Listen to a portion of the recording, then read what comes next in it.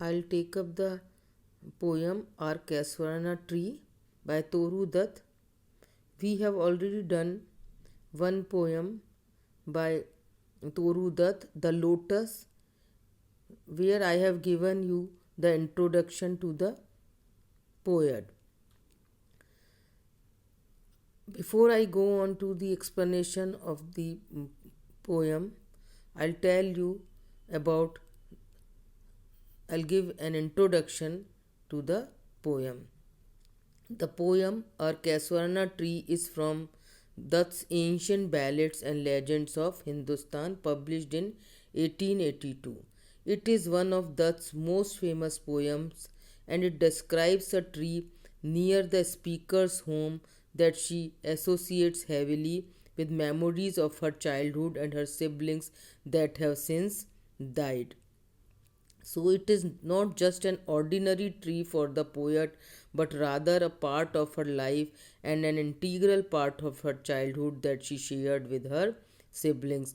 तो ये पोयम में जो इन्होंने जो casuarina tree, it is a kind of an ode, because इन्होंने उसको ट्री को ग्लोरीफाई किया है और इस ट्री को एड्रेस किया है। और ये जो ट्री है कैसरना ट्री, ये इनके लिए एक साधारण पेड़ नहीं है, बट वो उनकी ज़िंदगी का एक बहुत महत्वपूर्ण हिस्सा बन गया वो पेड़, क्योंकि उन्होंने अपना बचपन अपने भाई बहनों और साथियों के साथ में इस पेड़ के नीचे बिताया था। इसलिए इस ट्री का जो है वो महत्व इनकी लाइफ में बहुत ज़्यादा है।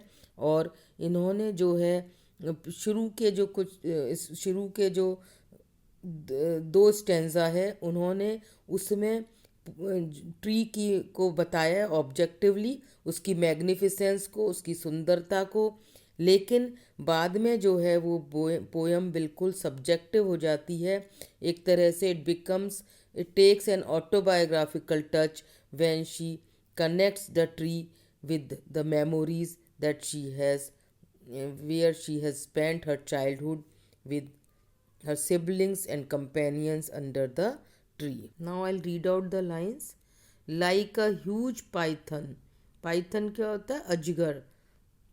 It's a kind of a snake. Like a huge python winding round and round the rugged trunk, indented deep with scars up to its very summit near the stars. तो इसमें इन्होंने फर्स्ट स्टेंजा में tree की को बताया कि कितना वो मजबूत और कितना जो है वो उसकी लंबाई कितनी है। ऐसा लगता है कि जैसे वो उसकी लंबाई जो है वो कहाँ तक पहुँच रही है, लगभग स्टार्स तक पहुँच रही है। और ट्रंक भी कैसा है, उसका जो तना है दैट इज़ रग्ड, एकदम रफ एंड टफ है। इंडेंटेड, जिस पर पड़े हुए, इंडेंटेड मीन्स इम्प्रिंटेड, गहरे पड़े हुए हैं। क्या पड़े हुए हैं? Scars. Scars prints of wounds, घाव के जो है वो निशान पड़े हुए हैं। क्यों पड़े हुए हैं? A creeper climbs in whose embraces bound no other tree could live, क्योंकि उसके चारों तरफ क्या है, एक बेल जो है क्रीपर वो लिपटी हुई है, उसके ऊपर तक चढ़ रही है पेड़ के तने पर। और उसके जो है एम्ब्रेस होता है किसी चीज़ को गले लगाना।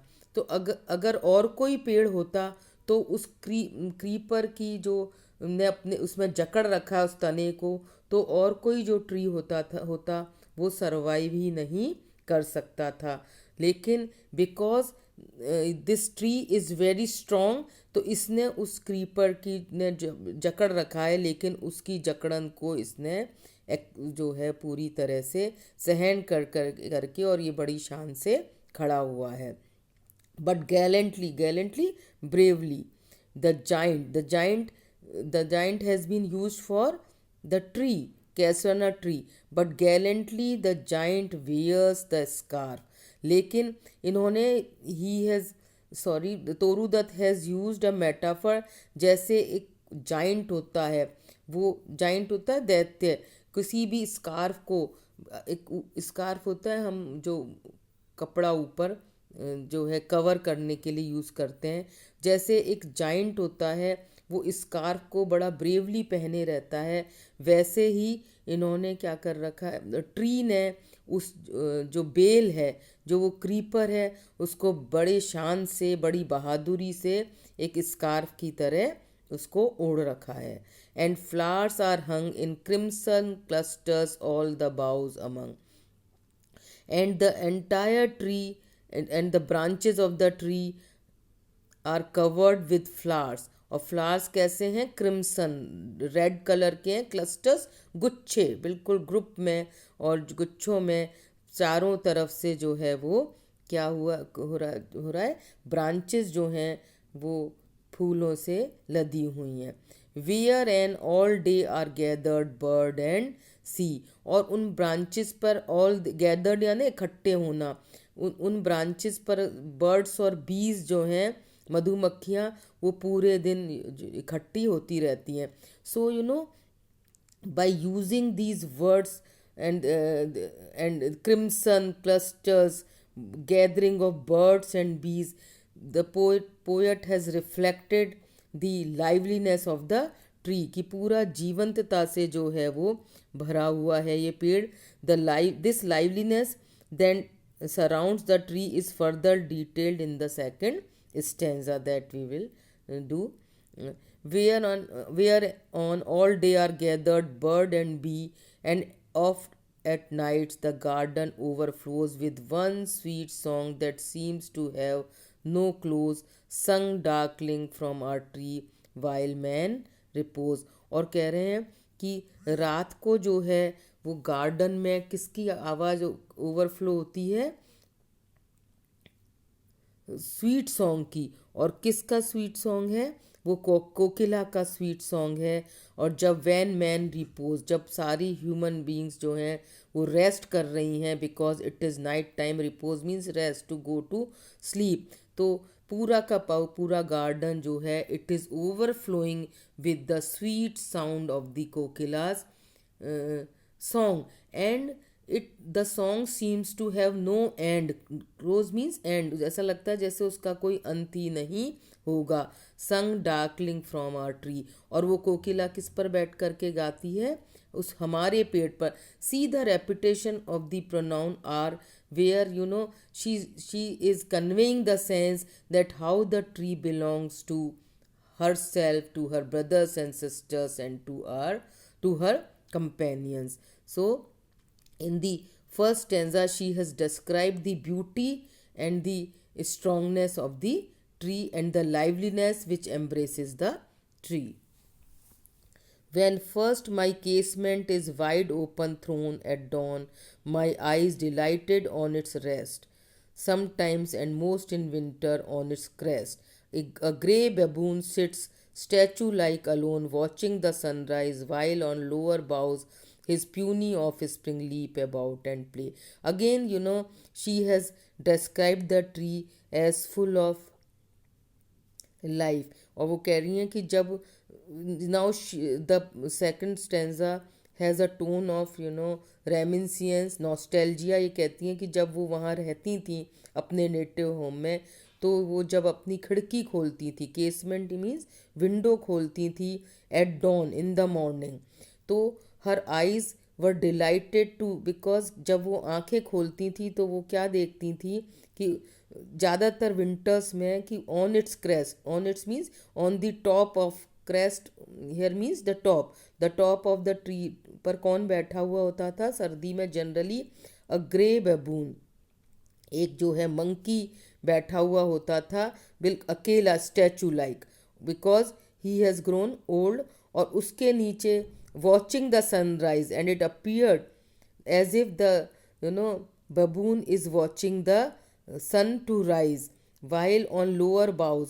और उनकी जो पेड़ की जो नीचे की टहनियाँ हैं उन पर क्या होता था, उसका छोटा जो बच्चा है, ऑफ स्प्रिंग यानी चाइल्ड, वो लीप यानी टू जंप अबाउट, वो पूरी टहनियों पे इधर से उधर उछलता रहता था और खेलता रहता था. तो ये कह रही हैं कि whenever she use to open her eyes in the morning and when she open the window of her room, तो उनकी नज़र किस पर टिक जाती थी, जा कर के उस उस ऊपर के तने के ऊपर के हिस्से पर जहाँ पर कि कौन बैठा हुआ होता था, बबून बैठा हुआ होता था, और उसके बच्चा जो है वो नीचे खेलता रहता था, टहनियों पर जंप करता रहता था. और so again the liveliness of the tree and how the tree use to be full of life. And far and near kokilas hail the day. और जो है पास में और दूर सब तरफ किसकी आवाज़ आती रहती थी? कोकिलाज की, कोयल की, which use to who use to welcome the day, the coming of the day. Because she has described in the first stanza, she has described in the last 3 lines the night. तो अब night के बाद क्या हुआ है? Don हुआ है, सुबह हुई है, और सुबह का वेलकम कौन कर रही हैं? कोकिलाज कर रही हैं. And to their pastures went are sleepy cows. और क्योंकि it's just the morning time, और अभी अभी जो काउज हैं वो क्या हैं? सोकर उठी हैं, तो they are still feeling sleepy and they make their way.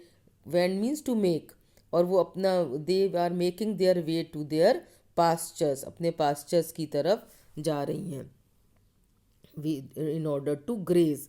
And in the shadow on the broad tank cast by that whole tree, so beautiful and vast, the water lilies spring like snow and mast. And now she,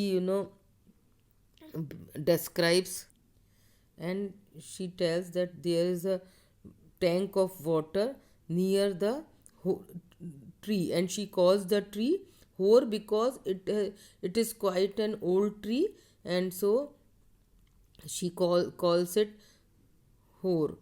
होर होता है कोई भी जो है aged चीज, aged person, जिसके कि बाल वाल सफ़ेद हो गए हैं. अब यहाँ पर ट्री, होर ट्री से मतलब है कि जो है quite an old tree.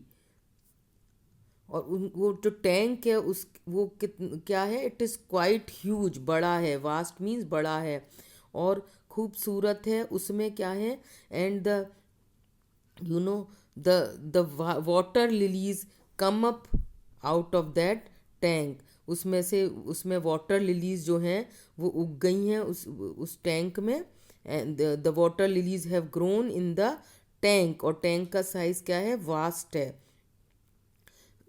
Spring here means to sprout, to grow like snow and Mars. And because the lilies they are white in color, तो ऐसा लगता है as if the entire tank is covered with snow. And Mars means पूरी तरह से ढका हुआ. So in the second stanza also she describes the beauty of the tree, कि किस तरह से वहाँ पर जो है एनिमल्स आकर के एन्जॉय करते हैं, और कोकिलास किस तरह से, birds, and how it is full of the beautiful song of the kokilas. And also so he has describe the beauty of the tree where you find the lilies growing near the tree, kokilas hailing the day, and baboon and its offspring playing on the branches of the tree. I'll take up the next stanza in the next lecture. Thank you.